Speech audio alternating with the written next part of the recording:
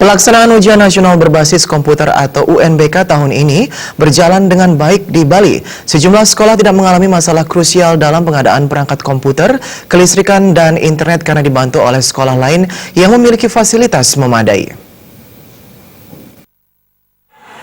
Beberapa tahun lalu pelaksanaan ujian nasional kerap dinodai isu bocoran soal dan jawaban ujian nasional. Oleh karena itu selama ini para lulusan sekolah di Bali dan Indonesia pada umumnya dianggap tidak menghasilkan nilai yang murni. Memacu sekolah agar menghasilkan lulusan yang jujur saat ujian nasional, pemerintah hingga memberikan penghargaan sekolah berintegritas kepada sekolah yang siswa-siswanya mengerjakan UN dengan jujur.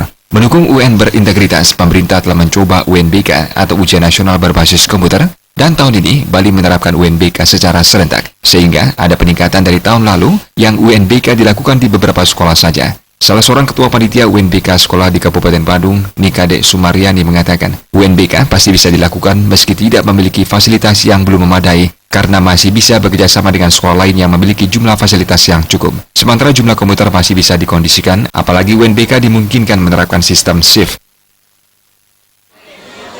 Di mana pelaksanaan UNBK di SMK PGRI Seluruh Badung ini kami bekerja sama dengan pihak SMP 3 Negeri Aban Seman.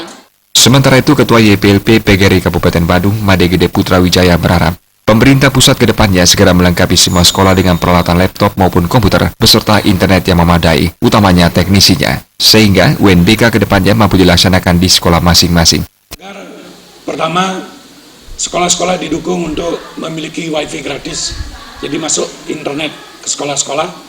Yang kedua tentu tidak kalah pentingnya agar komputer ataupun laptop dapat dibantu. Karena kalau dibiarkan tanpa dukungan pemerintah, rasanya pengadaan alat ini yang jumlahnya tidak sedikit, bahkan jumlahnya ratusan, itu tidak memungkinkan bagi sekolah untuk mengadakan sendiri.